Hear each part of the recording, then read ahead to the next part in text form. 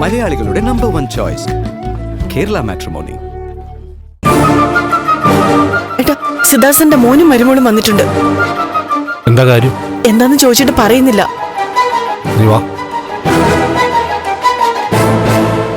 നന്ദു, ദേഷ്യമൊന്നും കാണിക്കണ്ട. നമ്മുടെ ആവശ്യം ബഹളമൊന്നും ഉണ്ടാക്കല്ലേ.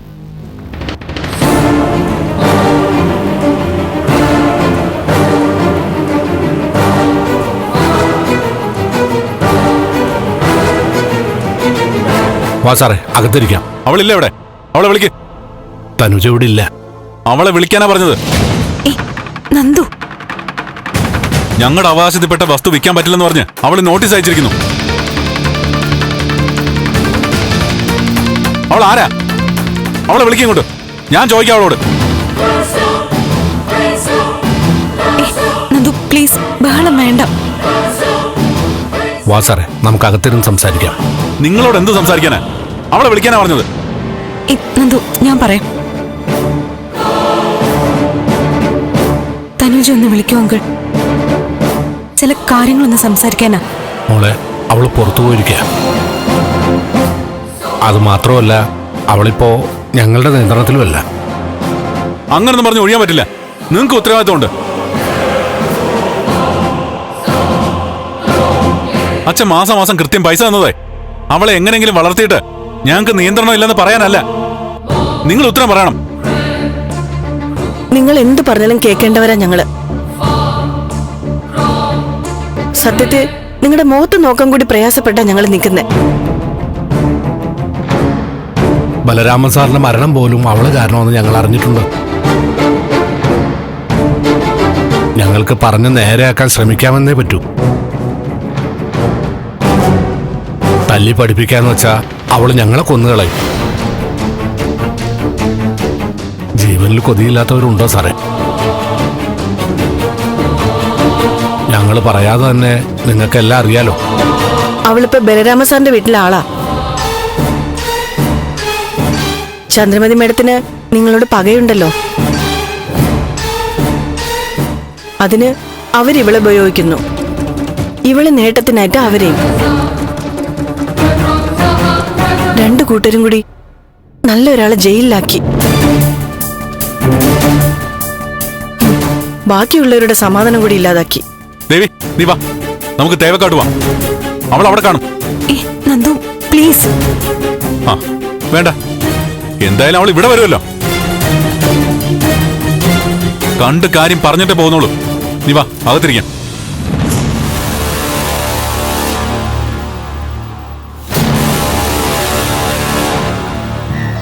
മോള് വാ, അകത്തിരിക്കാം. അമ്മ പേടിക്കണ്ട. ഞാൻ ലക്ഷ്മി ചേച്ചിയെ വിളിച്ച് പറയാം. ആ ഞാൻ പറഞ്ഞോളാം. ശരി, അങ്ങനെ ചെയ്യാം. അതെ, ഞങ്ങൾ പെട്ടെന്ന് അങ്ങോട്ട് വരാം. ആ അമ്മയെ വിളിച്ചത്. അമ്മ അടുക്കളപ്പുറത്ത് ഇറങ്ങാൻ നോക്കിയപ്പോ കാല് വഴുതി വീണു. അയ്യോ, എങ്കിൽ നിങ്ങൾ ചെല്ല്. അമ്മ ഒറ്റയ്ക്കല്ലേ ഉള്ളൂ. അല്ല, അയൽപ്പക്കത്തെ ചേച്ചിയെ വിളിച്ച് പറയാൻ ഞാൻ പറഞ്ഞിട്ടുണ്ട്. പാവം അമ്മ ആകെ പേടിച്ചിരിക്കായിരിക്കും. നന്ദൻ വന്നിട്ട് പോകാന്നാ കരുതിയ. എന്നാ പിന്നെ നീ ഇവിടെ നിൽക്ക്, ഞാൻ പോയിട്ട് വരാം. അല്ലല്ല, ഞാനും വരാം. അമ്മയുടെ അവസ്ഥ എന്താണെന്നറിയില്ലല്ലോ. ഒരു സഹായം വേണ്ടി വരും. നിങ്ങൾ ആലോചിച്ച് നിൽക്കാതെ വേഗം ചെല്ലും മോളെ. ഗിരീഷേ, ഇവിടുത്തെ കാര്യം ആലോചിച്ച് വിഷമിക്കണ്ട. അതൊക്കെ ഞാൻ നോക്കിക്കോളാം. എന്നാ പിന്നെ ഞങ്ങൾ ഇറങ്ങട്ടെ മാഡം. എന്തെങ്കിലും ആവശ്യം ഉണ്ടെങ്കിൽ വിളിച്ചാൽ മതി. ഞാൻ വിളിക്കാം. നന്ദൻ വന്നിട്ട് അവിടുത്തെ കാര്യങ്ങളൊന്ന് വിളിച്ചു പറയണേമ്മേ. അതൊക്കെ ഞാൻ പറഞ്ഞോളാം, നീ ചെല്ല്.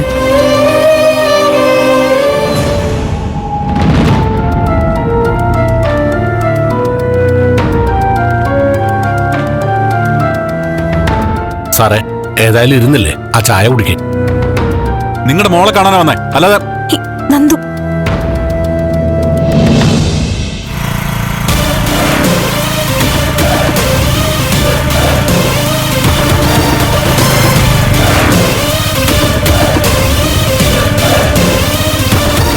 തനുജ വന്നിട്ടുണ്ട്.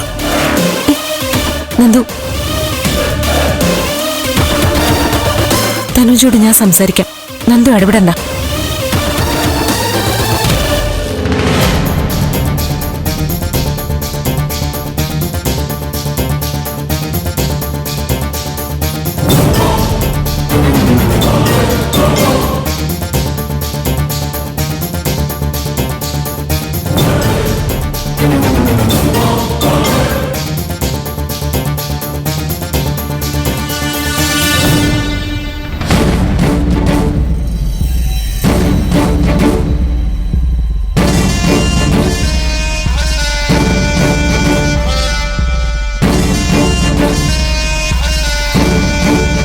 ആഹാ, ചേട്ടനും നാത്തൂനും എപ്പോ വന്നു?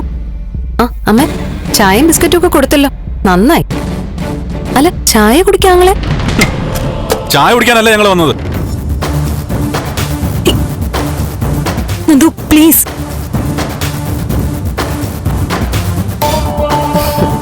ഏട്ടൻ ക്ഷുഭിതനാണല്ലോ.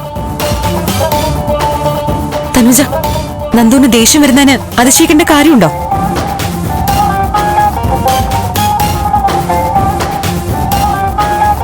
ഇപ്പൊ ശാന്തമായിട്ട് കുറച്ച് സംസാരിക്കാനാണ് ഞങ്ങൾ വന്നത്. അതുകൊള്ള നിങ്ങളുടെ ആവശ്യം വരുമ്പം ശാന്തം, എന്റെ കാര്യമാണെങ്കിൽ രൗദ്രം.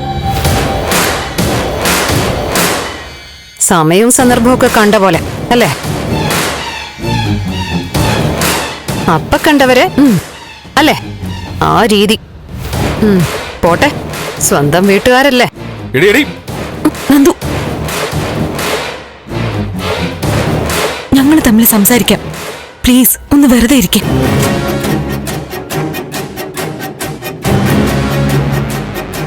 അച്ഛ ഒരു കാര്യം ചെയ്യും, ഏട്ടന് TV വെച്ചു കൊടുക്ക്. കാർട്ടൂണും കണ്ട് അപ്പുറത്തെ റൂമിലോ വല്ലോ ഇരിക്കട്ടെ. ഞങ്ങള് പെണ്ണുങ്ങൾ ഇത്തിരി പാകതയുള്ളവരാ, ഞങ്ങള് സംസാരിക്കാം.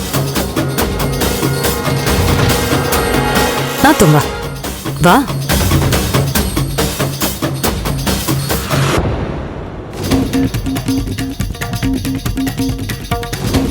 പറ, എന്താ നിനക്ക് പറയാനുള്ളത്?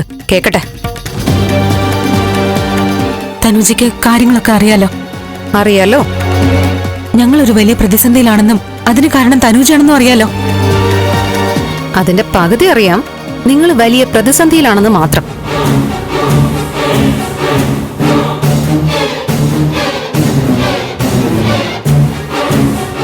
അതിന് കാരണം ഞാനാണെന്നുള്ളത് അറിയില്ല. അത് തെറ്റാണ്, പിൻവലിക്കണം.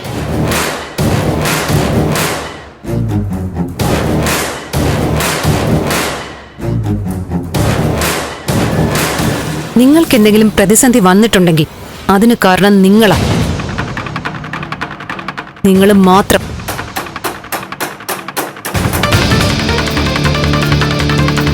തോന്നേണ്ടത് തോന്നേണ്ട സമയത്ത് തോന്നിയില്ല. അതേടി, തോന്നേണ്ട സമയത്ത് തോന്നിയില്ല. ആദ്യമായിട്ട് നീ ചന്ദ്രത്തേക്ക് വന്ന ദിവസം തന്നെ നിന്നെ ചവിട്ടിക്കൂട്ടി കുഴിച്ച് മൂടണമായിരുന്നു. അന്നത് ചെയ്തിരുന്നെങ്കിൽ ഈ ഒരു അവസ്ഥ ഞങ്ങൾക്ക് വരില്ലായിരുന്നു. നന്ദു, നന്ദു സംസാരിക്കണ്ട. എന്റെ ബ്രദറല്ലേ, ബ്രദറിന് സഹോദരിയോട് ഏത് രീതിയിൽ വേണമെങ്കിലും സംസാരിക്കാം. ദേഷ്യപ്പെട്ട് തന്നെ സംസാരിക്കട്ടെ. സാറേ, വേണ്ട സാറേ.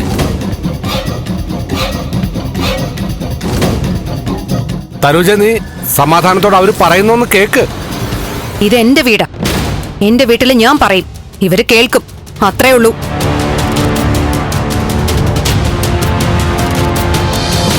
എന്നാലും നീ പറ, ഞാൻ കേക്കാം. തനുജ, ഞങ്ങളുടെ പ്രോപ്പർട്ടി വിൽക്കാൻ പറ്റില്ല എന്ന് പറഞ്ഞ് നീ അയച്ച വക്കീൽ നോട്ടീസ് ന്യായമില്ലാത്തതാ, മനുഷ്യത്വം ഇല്ലാത്തതാ.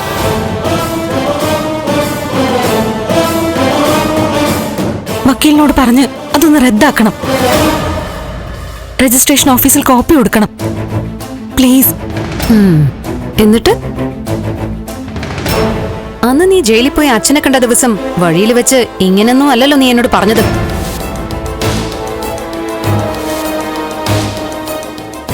ചന്ദ്രോത്തുകാരാണ് ഭൂമിയെ സൃഷ്ടിച്ചത്, സൂര്യൻ കിഴക്കുദിക്കുന്നതും പടിഞ്ഞാറ് താഴ്ന്നതും നിങ്ങൾ കാരണമാണ്.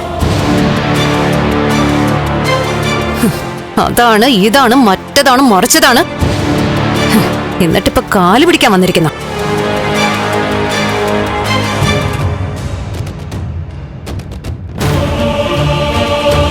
ആ വീടും വസ്തുവും എന്റെയും കൂടിയാ. നിങ്ങൾ നടുക്കടലിൽ മുങ്ങിയാ നിൽക്കുന്നതെന്ന് അറിഞ്ഞു. അന്തം വിട്ട പ്രതി എന്തും ചെയ്യുമല്ലോ. ആ വീട് സ്ഥലം നിന്റെ കൂടി ആവുന്ന എങ്ങനാടി? നന്ദു പ്ലീസ്, അവള് പറയട്ടെ. പറ തനുജ, കൂടുതൽ പറയാനൊന്നുമില്ല. നിങ്ങൾക്ക് ആ വസ്തു വിൽക്കണമെന്ന് തോന്നിയാ അത് എന്നെയും കൂടി ബാധിക്കും. എനിക്കും കൂടി അവകാശപ്പെട്ടതിൽ തൊട്ട് കളിക്കാൻ ഞാൻ സമ്മതിക്കില്ല. നിന്റെ വസ്തു എങ്ങനെ ചന്ദ്രവത്ത് വരുന്നത്? അത് തേവക്കാടാ. എങ്ങനെ?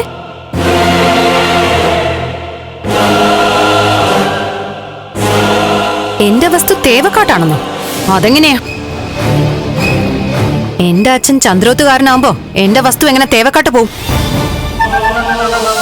അല്ല, തനുജ എപ്പോഴും തേവക്കെട്ടല്ലേ, അതുകൊണ്ട് പറഞ്ഞതാ.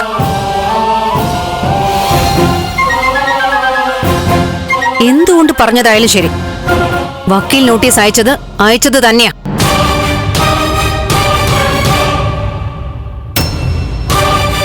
എന്റെ അച്ഛൻ കണ്ണിച്ചോരയില്ലാതെ ഒരാളെ വെടിവെച്ച് കൊന്നു. അത്രയും ദുഷ്ടതയില്ലല്ലോ ആ വക്കീൽ നോട്ടീസിന്.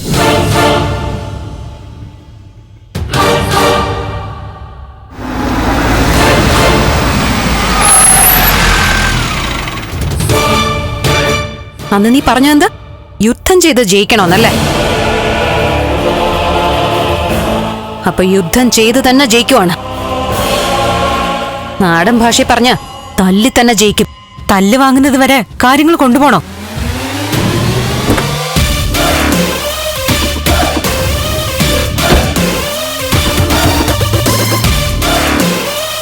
തല്ലി തീർത്താൽ ഇത് തീരുന്നാണോ നീ പറയുന്നത്? ഓ, നിന്റെ ശബ്ദം അങ്ങ് പൊങ്ങിയല്ലോ. നീ എന്നെ തല്ലൂന്നാണോ പറയുന്നത്? എങ്കി ഒന്ന് കാണട്ടെ. തല്ലടി തല്ലടി തല്ലടി. ഡേയ്, ടാ.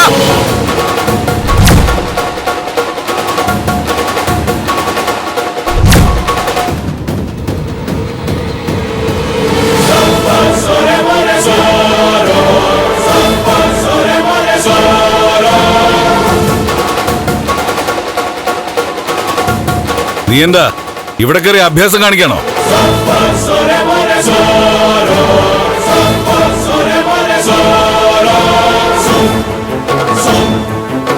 ചേട്ടൻ എന്താ വന്നേ? വരൂന്ന് പറഞ്ഞില്ലല്ലോ. വരേണ്ട സമയത്ത് കൃത്യമായിട്ട് വരണ്ടേ മോളെ?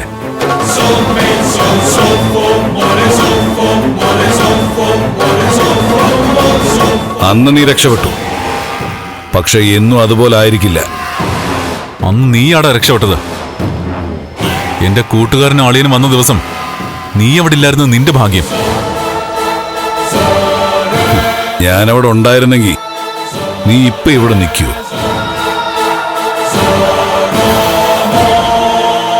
നീ നിന്റെ അളിയനും അങ്ങ് പരലോകത്തായിരിക്കില്ലടാ.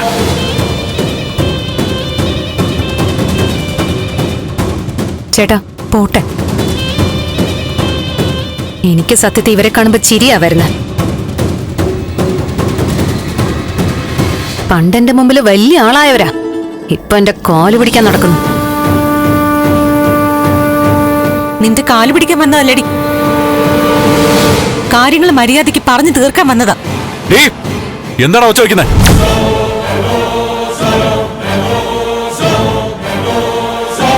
നിങ്ങൾ ആരാ? നിങ്ങളൊന്ന് പുറത്തേക്ക് പോണം. വീട്ടിൽ വന്ന ആളാവുന്നോ? അച്ഛാ, ഇതാണ് സാക്ഷാൽ ത്യാഗരാജൻ ചേട്ടൻ, ചന്ദ്രമതി മാഡത്തിന്റെ സഹോദരൻ. ക്ഷമിക്കണം സാറേ, ആളറിയാതെ.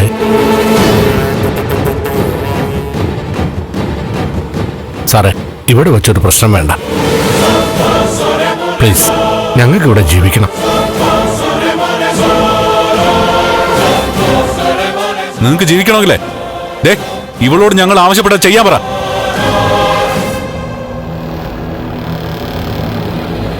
ഇല്ലെങ്കിൽ ഞങ്ങൾ വീണ്ടും വരും. ഇനി ഇവളെ കാണാൻ വരണമെന്നുണ്ടെങ്കിൽ അങ്ങ് തേവക്കാട്ട് വന്നാ മതി.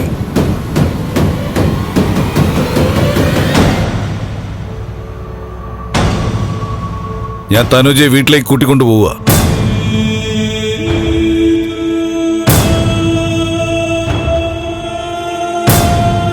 ഇനി ഇവളുടെ സംരക്ഷകൻ ഞാനാ.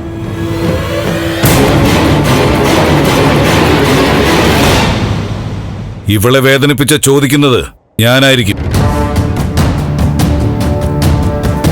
ഇവളെ വേദനിപ്പിക്കണമെന്ന് ആരും നേർച്ച നേർന്നിട്ടില്ല. ഇവളെ ഞങ്ങളെയാ വേദനിപ്പിക്കുന്നേ.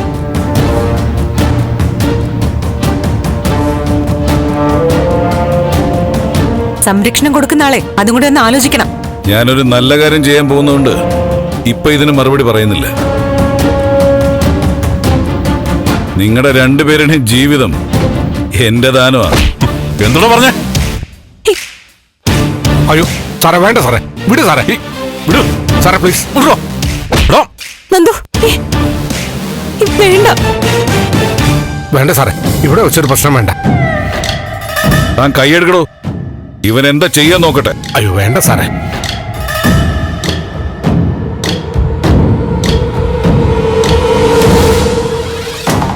ഞാൻ ആദ്യമേ പറഞ്ഞു ഇന്നത്തെ ദിവസം നിങ്ങളെ വെറുതെ വിടുകയാണെന്ന്. പിന്നെ ഇത് എന്റെ വീടല്ല. ഇവിടെ ഞാൻ ഒരു പ്രശ്നം ഉണ്ടാക്കില്ല.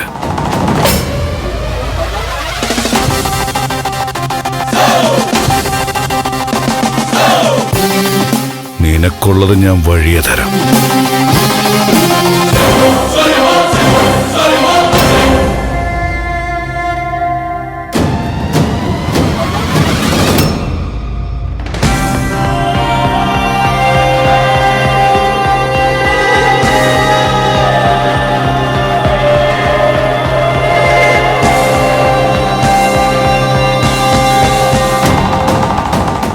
മര്യാദയ്ക്ക് ഇറങ്ങിപ്പൊയ്ക്കോ, അതാ നിങ്ങൾക്ക് നല്ലത്.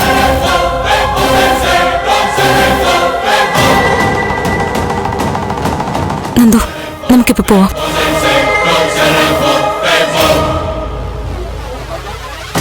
ആരെയും പേടിച്ചിട്ട് ഇറങ്ങല്ല. ഞങ്ങൾ ഇപ്പൊ വന്ന ആവശ്യം അത് നീ നടത്തി തന്നേ പറ്റൂ.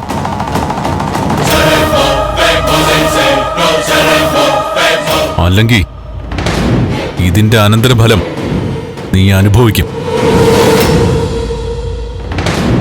സാറേ, സാർ ഇവിടുന്ന് പോണം. ഇവിടെ വെച്ചൊരു പ്രശ്നം ഉണ്ടാക്കരുത്. നന്ദു, നമുക്ക് പോവാം.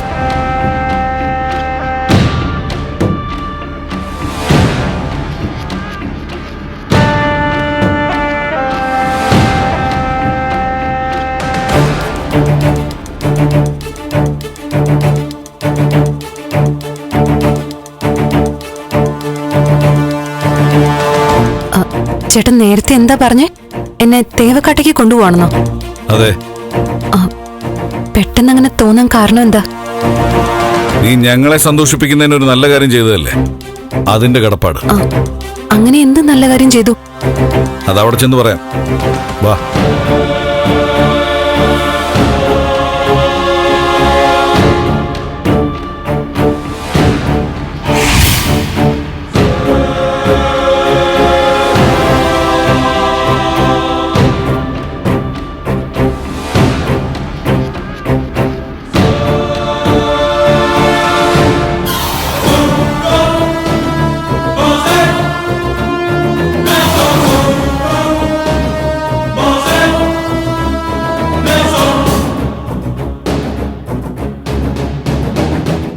നീ എന്താ ഒന്നും പറയാത്തെ? തനുജയെ കണ്ടിട്ട് അവൾ എന്താ പറഞ്ഞത്? അവൾ പറഞ്ഞൊന്നും അമ്മ അറിയണ്ട. അപ്പൊ അവള് രണ്ടിലൊന്ന് അറിഞ്ഞേ അടങ്ങുമെന്നാണല്ലേ?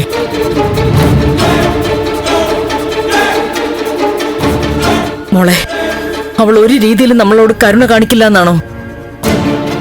അവളിൽ നിന്നും നമുക്ക് അനുകൂലമായൊരു നീക്കവും പ്രതീക്ഷിക്കേണ്ട അമ്മ. അവരൊന്നിച്ചിരിക്കുക, ആ ത്യാഗരാജനും അവളും. അയാൾ അവിടെ വന്നിരുന്നു.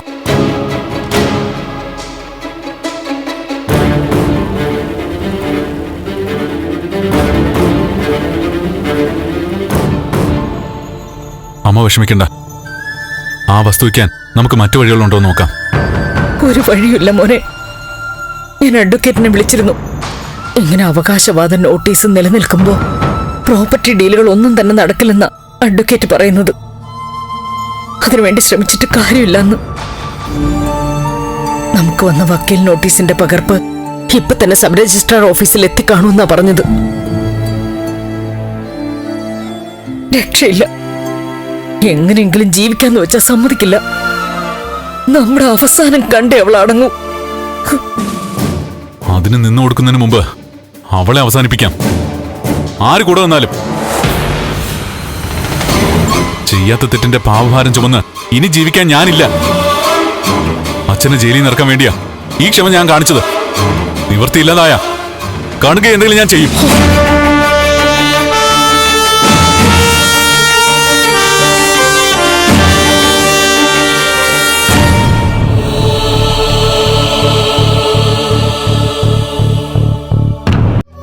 മലയാളികളുടെ നമ്പർ 1 ചോയ്സ് കേരള മാട്രിമോണി.